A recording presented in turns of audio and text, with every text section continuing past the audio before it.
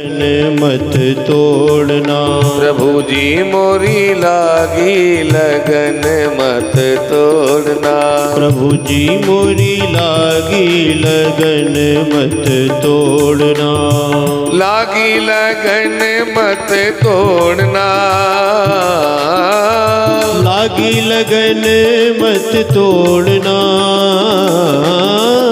लागी लगन मत तोड़ना प्यारे।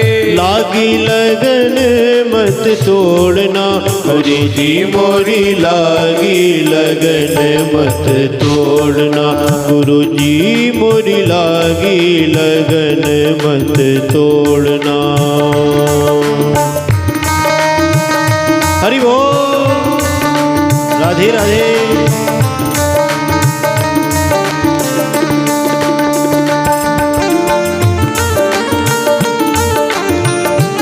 जय हो।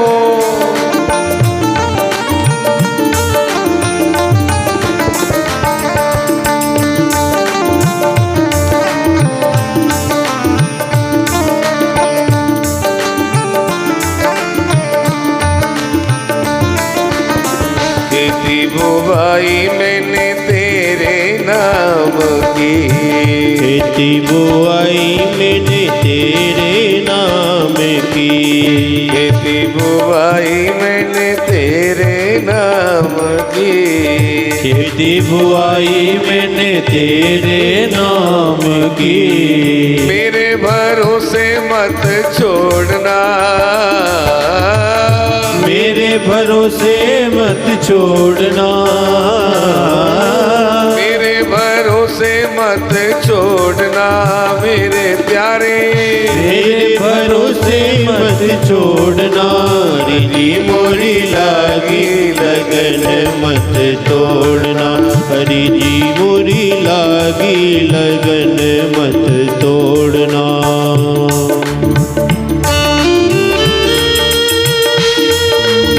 हरि बोल।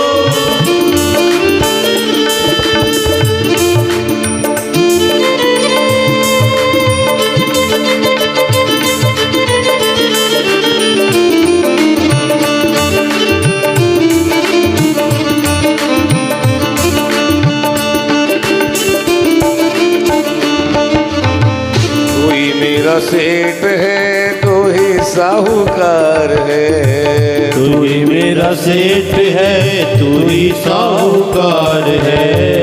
तू ही मेरा सेठ है तू ही साहूकार है। तू ही मेरा सेठ है तू ही साहूकार है। ब्याज पे ब्याज मत जोड़ना। ब्याज पे ब्याज मत जोड़ना मेरे प्यारे। ब्याज पे ब्याज मत जोड़ना। ब्याज पे ब्याज मत जोड़ना। हरि जी मोरी लागी लगन मत तोड़ना। हरि जी मोरी लागी लगन मत तोड़ना।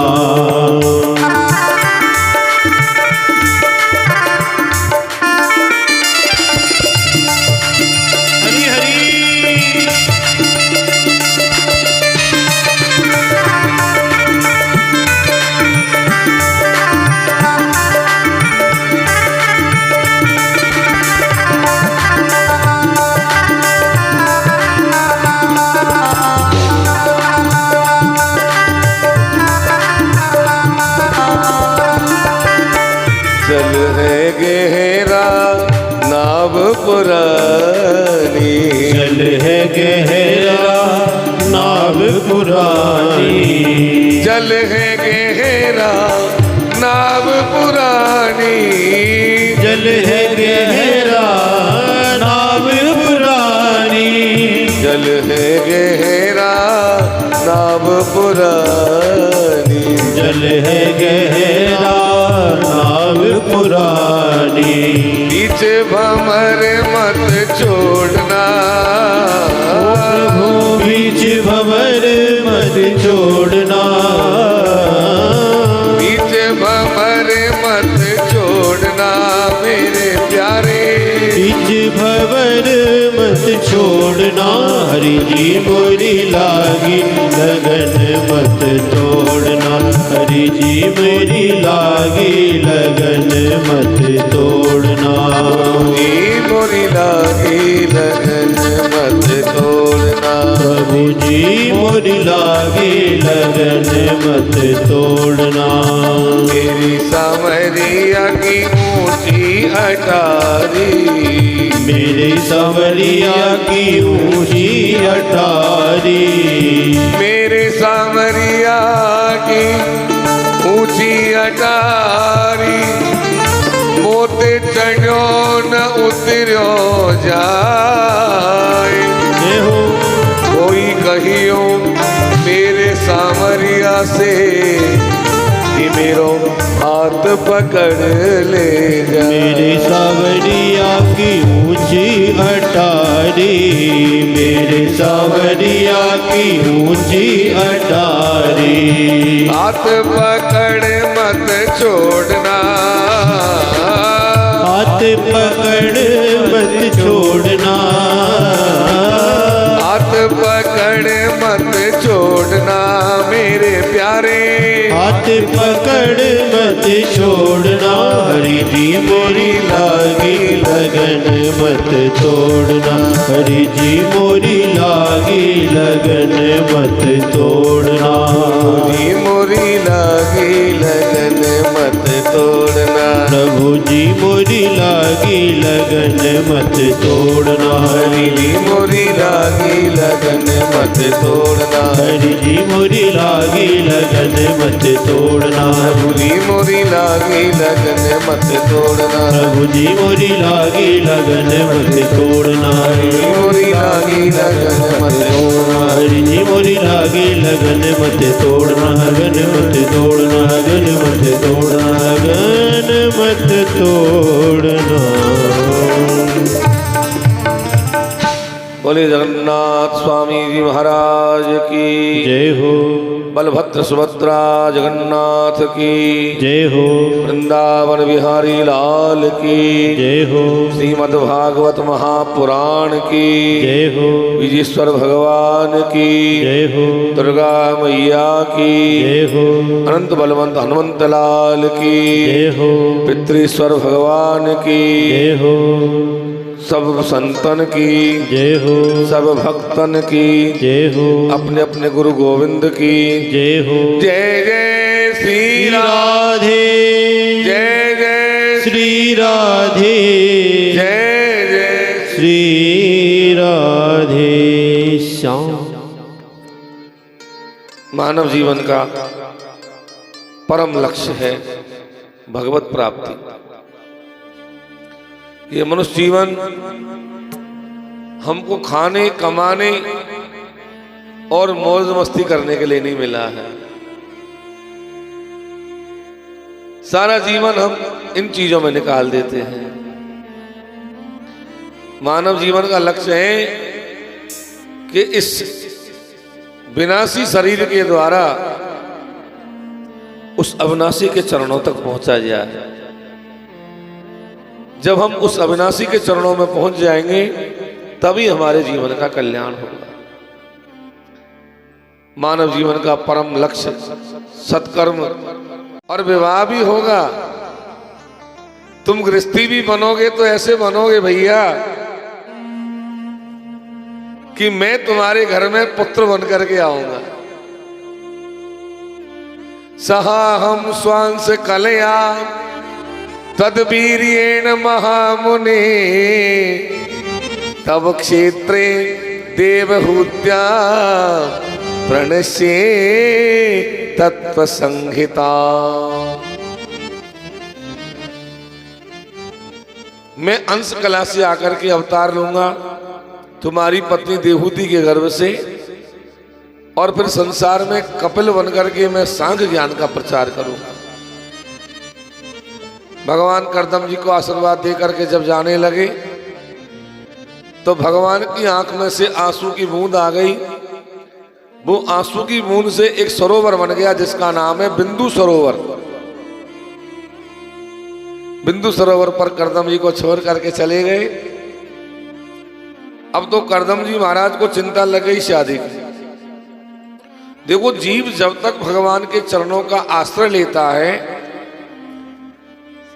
तब तक माया उसे परेशान नहीं करती, और जब जीव भगवान के चरणों से थोड़ा भी दूर हो जाता है तो माया आकर के पकड़ लेती है। करदम जी को माया ने पकड़ लिया। और मैं आपको बता रहा था कि ये नारद जी जो है ना, ये नारद जी भगवान का मन है। भगवान की मन की गति से नारद जी चलते हैं।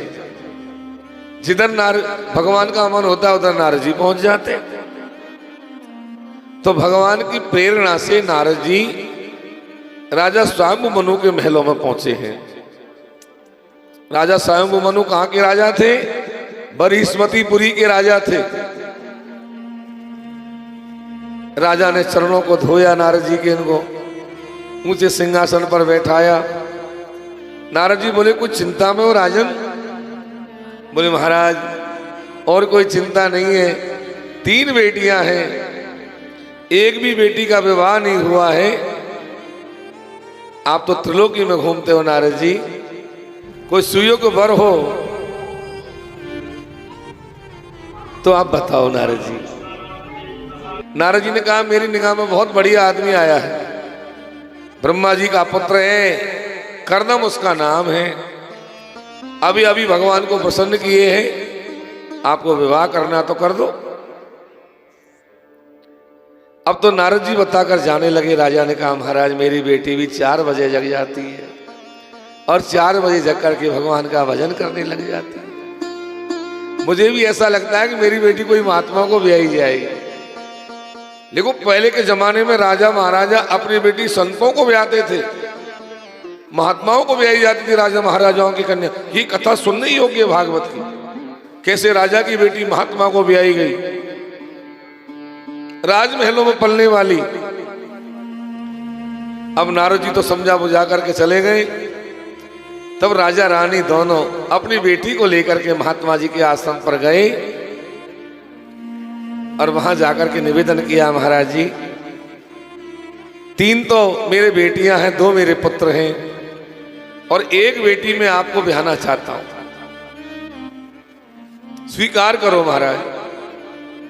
करदम जी बोले, वो बात तो ठीक है, पर हम भी 2 मिनट बात करेंगे तुम्हारी बेटी से। बोले, कहो महाराज। करदम जी ने देवहूति जी से कहा कि देवी जी, विवाह तो मैं आपसे कर लूंगा, लेकिन मेरी एक शर्त है। बोले, क्या? बोले, 1 संतान हो जाने के बाद मैं दोबारा महात्मा बन जाऊंगा। देवहूति ने कहा, जैसी आपकी आज्ञा महाराज। अब तो करदम मुनि का और देवहूति का विवाह हो गया। विवाह करके राजा रानी जब जाने लगे, आहा, रानी की आंखों में से आंसुओं की धार बहने लग गई। राजमहलों में पलने वाली एक बेटी, जिसने कभी जंगल को देखा तक नहीं, और एक महात्मा को ब्याही गई। राजा रानी बेटी को विदा करके चले गए। जाने के बाद में अब ये देवहूति करदम जी की सेवा करने लग गए। लेकिन करदम जी महाराज तो विवाह के बाद तुरंत समाधि में चले गए। अब समाधि में जाने के बाद में आदमी को क्या पता कब समाधि खुले। 1 वर्ष लग जाए कि 10 वर्ष लग जाए कि 50 वर्ष लग जाए कि 1000 वर्ष लग जाए, समाधि में जाने के बाद क्या पता। करदम जी महाराज समाधि में चले गए। देवहूति सेवा करती रही। बहुत दिन बाद जब करदम जी की आंख खुली तो देखा एक बूढ़ी औरत सामने बैठी है। देवहूति तो बूढ़ी हो गई। करदम जी ने पूछा, देवी आप कौन? बोले, मैं आपकी पत्नी महाराज, धर्म पत्नी। कौन सी धर्म पत्नी? अरे आपके साथ मेरा विवाह हुआ था महाराज, मैं करदम जी, मैं मनु की बेटी देवहूति। करदम जी को याद आ गया कि तुम तो विवाह के समय बहुत सुंदर थी, ये क्या हो गया? तुमने मेरी सेवा में अपने शरीर का ध्यान नहीं रखा। धन्य हो गया मैं तुमको पाकर। तुष्टो हमद्य तब मान न विमान दाया, शुश्रूषया परमया परया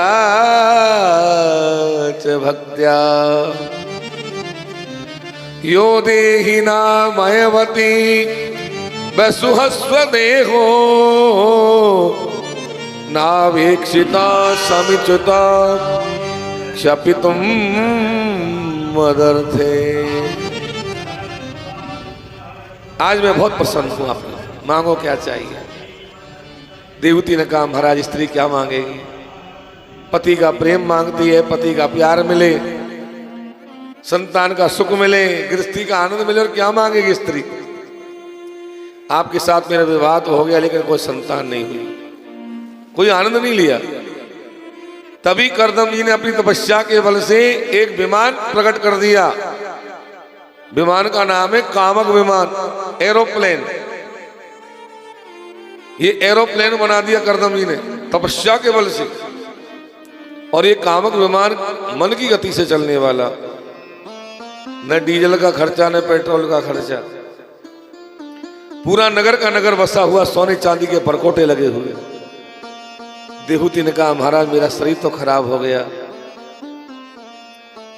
पहला सुख निरोगी काया। बोले बिंदु सरोवर में नहा के आओ। देवहूति ने जाकर बिंदु सरोवर में जैसे ही गोता मारा तो विवाह के समय जो शरीर था उससे भी ज्यादा सुंदर शरीर हो गया। विमान में आकर के चढ़ गई, करदम जी भी चढ़ गए। ये विमान 100 वर्ष तक आकाश में उड़ा और 100 वर्ष में विमान में 9 कन्या पैदा हो गई। ये 9 कन्या है नवधा भक्ति। 9 कन्या जब पैदा हो गई, करदम जी बोले देवी जी हमने एक की बात करी थी, अब तो 9 कन्या पैदा हो गई, अब तो जाने दो हमको। देवहूति ने कहा महाराज मैं मना नहीं करती, लेकिन इनका विवाह संस्कार कर जाओ। करदम जी को याद आया कि भगवान ने मुझे आशीर्वाद दिया था कि मैं तेरे घर में बेटा बन के आऊंगा, अभी तो आई नहीं, बुलाओ। तब देवहूति और करदम जी ने भगवान का ध्यान लगाया और ध्यान मात्र से भगवान गर्भ में आ गए। जब गर्भ में भगवान आए तो तस्याम बहुत थे काले भगवान मधुसूदन कार्दमं वीर्यमापन्नो यज्ञ निर्विदारुणी। समय आने पर देवहूति के गर्भ से भगवान कपिल देव जी का अवतार हुआ। बोलिए कपिल देव भगवान की जय हो। कपिल का मतलब होता है जिसके नाम से पाप भी कांपने लग जाए। कंप्यति पापानीति कपिलो। कपिल भगवान का जब अवतार हुआ, सारे देवता प्रदक्षिणा करने आए, जाने लगे। तब ब्रह्मा जी के साथ में 9 बेटे और आए थे। उन 9 पुत्रों के साथ में करदम जी की 9 बेटियों का विवाह हुआ। कौन कौन से ऋषि से कौन कौन सी बेटी का विवाह हुआ? बोले मरीचय कलाम प्रादा, सबसे बड़ी बेटी का नाम था कला, वो मरीच ऋषि को ब्याई गई। दूसरी बेटी का नाम है अनसुईया, जो अत्रि महाराज को ब्याई गई। तीसरी बेटी का नाम है श्रद्धा, जो अंगिरस ऋषि को ब्याई गई। चौथी बेटी का नाम है हविर्भूमि, जो पुलस्त ऋषि को ब्याई गई। एक बेटी का नाम है गति, जो पुलह ऋषि को ब्याई गई। एक बेटी का नाम है ख्याति, जो भृगु जी को ब्याई गई। एक बेटी का नाम है अरुंधति, जो वशिष्ठ जी को ब्याई गई। और एक बेटी का नाम है शांति, छोटी छोटी का, जो अथर्वण ऋषि को ब्याई गई। अथर्वणे ददा शांति। ये 9 बेटियों का विवाह करदम जी ने कर दिया। विवाह होने के बाद बेटियां अपने अपने पति के घर चली गई और करदम जी भगवान की परिक्रमा करके जंगल में चले गए। अब घर में रह गए 2 प्राणी, एक कपिल देव भगवान और एक माँ देवहूति। कपिल देव भगवान तो बोलते नहीं है। अब माँ का मन नहीं लग रहा था तो माँ ने सोचा अब मैं भगवान के चरणों में जाऊं। इधर ध्यान दो, सब कथा में एकाग्रता बनाओ बिल्कुल। ये देवहूति करदम संवाद यहां से शुरू होता है। 8 अध्याय का संवाद है। पहला संवाद है भागवत जी का, बहुत ध्यान से सुनिए आप लोग। देहूती कपिल मुनि के चरणों में जाकर के बैठ गई और जाकर के हाथ जोड़कर प्रार्थना की कि तम ताम गता शरणम शरण्यम तम ताम गता शरणम शरणं सव्रत्य संसार तरो कुठारम स्वव्रत संसार तरो कुठारम् जिज्ञासयाहं प्रकृति पुरुषस्य जिज्ञासयाहं प्रकृति पुरुषस्य नमामि सद्धर्मविदां वरिष्ठं नमामि सद्धर्मविदां वरिष्ठम्। माँ देहूती ने क्या कहा भगवान से? हे नाथ, मैं आपकी शरण में आई हूं, आप मेरे अज्ञान को दूर करो, मेरे अज्ञान को दूर करो नाथ। जैसे कुल्हाड़ा लकड़ी को काट देता है, ऐसे आप अज्ञान को काट देते हैं। अपने भक्तों के अज्ञान को काटने के लिए आप कुल्हाड़े के समान हैं।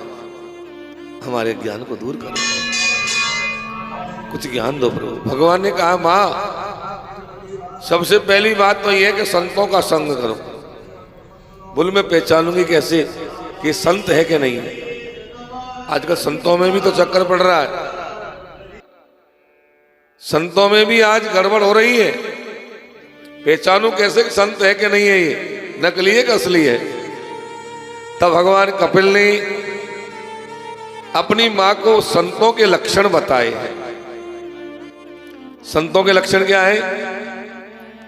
तितिक्षवः, संत वो है जो सहनशील हो। संत का सबसे पहला लक्षण है सहनशीलता। ये नहीं जरा सी बात में गुस्सा हो गए बस तू तेरे मैं मेरे। सहनशीलता होनी चाहिए।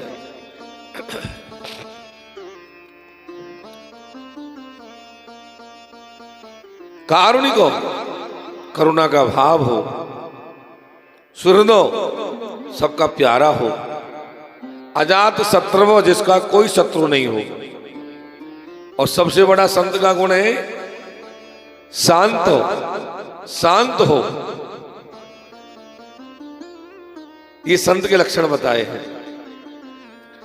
संतन के संग लाग रे तेरी अच्छी बनेगी, संतन के संग लाग रे तेरी अच्छी बनेगी, अच्छी बनेगी तेरी बिगड़ी बनेगी, अच्छी बनेगी तेरी बिगड़ी बनेगी, अच्छी बनेगी तेरी बिगड़ी बनेगी, अच्छी बनेगी तेरी बिगड़ी बनेगी। ओए तेरो बड़ भाग रे तेरी अच्छी बनेगी, ओए तेरो बड़ भाग रे तेरी अच्छी बनेगी। हरि बोल।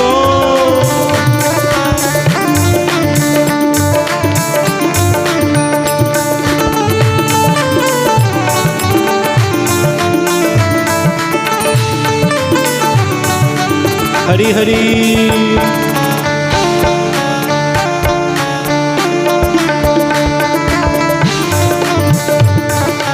दोनों हाथों से ताली सेवा करते हुए हरि बोल।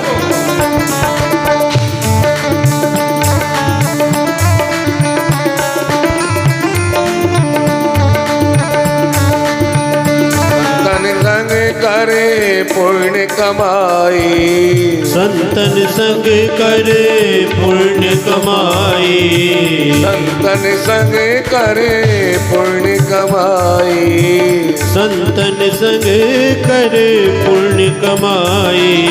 राम चरण अनुराग रे ओ तेरी अच्छी बनेगी, राम चरण अनुराग रे तेरी अच्छी बनेगी।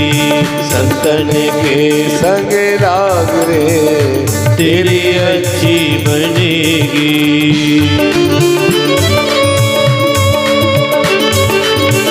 हरि बोल।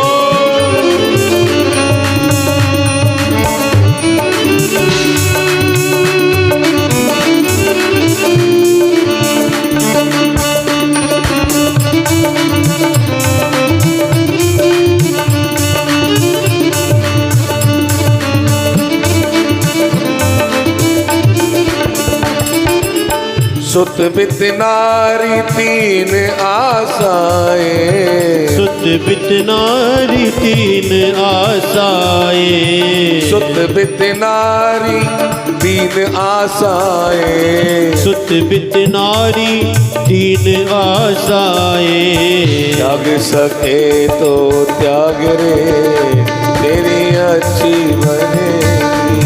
त्याग सके तो त्याग रे तेरी अच्छी बनेगी। हरि बोल।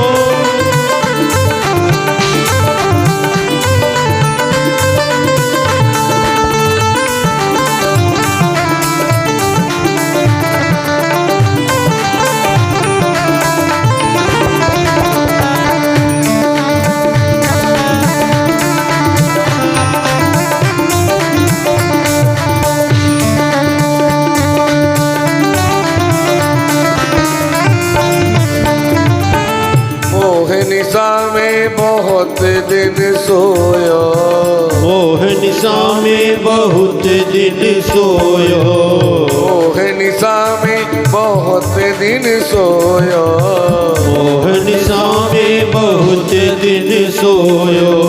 जाग सके तो जाग रे तेरी अच्छी बनेगी। हाँ, जाग सके तो जाग रे तेरी अच्छी बनेगी।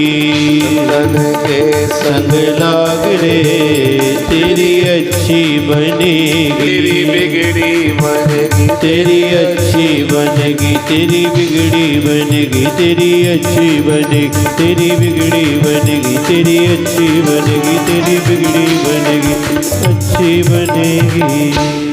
भगवान कपिल देव क्या कह रहे हैं कि सतान प्रसंगान मम वीर्य संविदो भवंति हत कर्णे रसायन कथा। संतों का संग करो, मेरी कथाओं का आश्रय लो। जब मेरी कथाओं का आश्रय जीव लेगा तो जीव के मन में अपने आप भक्ति रति अपने आप बढ़ जाएगी। माँ देहूती ने कहा, नाथ ये इंद्रियां बस में नहीं होती, कैसे की जाए? तो भगवान कपिल ने इंद्रियों को वश में करने के दो साधन बताए।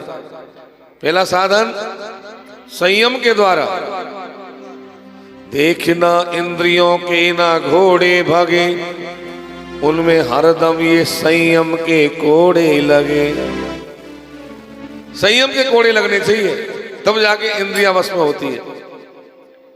संयम के द्वारा। दूसरा सत्संग के द्वारा, सत्संग में जाने से भी इंद्रियां बस में होती है। कैसे? अरे भाई, कथा तो आजकल टीवी पे बहुत आती है, लेकिन टीवी पे कथा देखने में, मोबाइल में कथा देखने में और पंडाल में बैठकर कथा सुनने में जमीन आसमान का अंतर। क्योंकि आप मोबाइल पे कथा देखते हो, टीवी पे कथा देखते हो तो आपकी इंद्रियां बस में नहीं होती, और पंडाल में यदि हम बैठकर कथा श्रवण करेंगे तो हमारी इंद्रियां बस में रहेगी। हिसाब से बैठना पड़ेगा, तब उसका फल मिलता है ज्यादा। बोले महाराज, ऐसी कौन सी चीज है जिसके द्वारा आदमी बंध जाता है? बोले मन।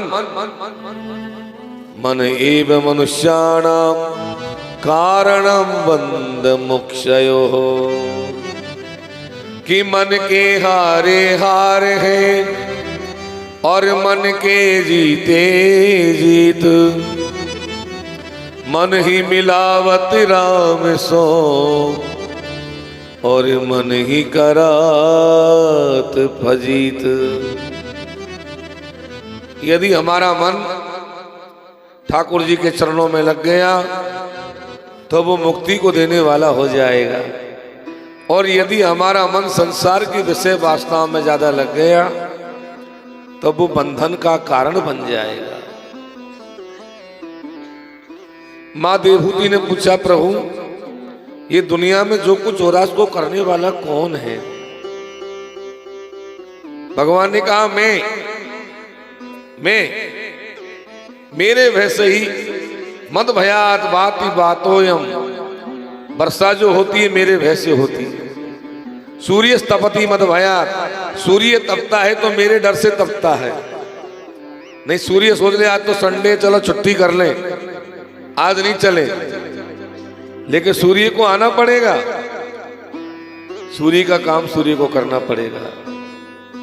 मृत्यु का काम मृत्यु को करना पड़ेगा, मृत्यु का काम है जीव को खाना, तो उसको खाना पड़ेगा। कोई नहीं रोक सकता।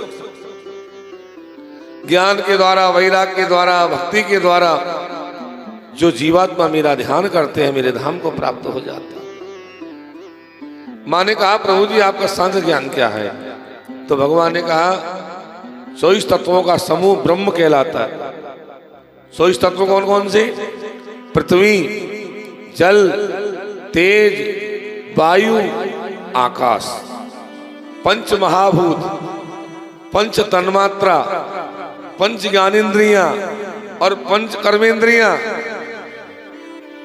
ये हो गए 24 तत्व। और 25वां तत्व है काल। काल का न कोई मित्र होता है न कोई शत्रु होता है, काल सबको समान भाव से दिखता है।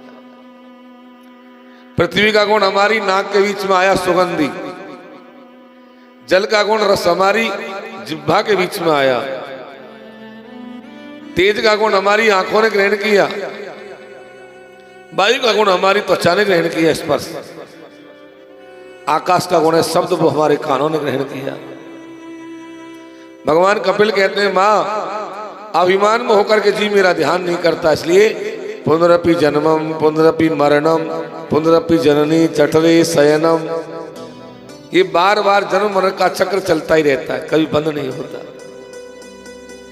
मां ने कहा, प्रभु जी अष्टांग योग क्या है ये बताओ। भागवत में सब चीज है, अष्टांग योग का भी वर्णन है। अष्टांग योग क्या है? 8 प्रकार का योग बताया भागवत में। यम, नियम, आसन, प्राणायाम, प्रत्याहार, धारणा, ध्यान और समाधि। ये अष्टांग योग में सबसे बढ़िया चीज है ध्यान। भगवान का ध्यान करो, और चीज तो कर नहीं सकते ज्यादा, समाधि में जा नहीं सकते, आसन लगा नहीं सकते, तो ध्यान तो करो। बोले महाराज ध्यान करें तो कहां से करें, नीचे से करें कि ऊपर से करें? बोले नीचे से करो, चरणों से ध्यान करो भगवान का। संचिंतये भगवत चरणारविंदा वज्रांको सत्तज सरोरुहलांचनाढ्या। सबसे पहले भगवान के चरणारविंद का ध्यान करो। भगवान के चरणारविंद में क्या है? भगवान के चरणारविंद में ध्वजा अंकुश का चिन्ह है, जो जीवात्मा के सारे पापों को काटता है, उनका ध्यान करो। फिर एक एक अंग का ऊपर बढ़ते चलो ध्यान करते हुए। पैरों में पैजनियां हैं, कमर में भगवान के करगनी है, भगवान के वक्षस्थल में भृगुलता का चिन्ह है, वैजंती माला है, अलकावली मुख पर लटक रही है, सुंदर नील कमल से होष्ट हैं भगवान के। इस प्रकार से एक एक अंग प्रत्यंग का भगवान का ध्यान करो। उसके बाद में मां ने पूछा कि नाथ, जो जीवात्मा बुरे कर्म करते हैं उनको क्या होता है? बोले उनको 99,000 योजन का रास्ता पार करके यमलोक में जाना पड़ता है।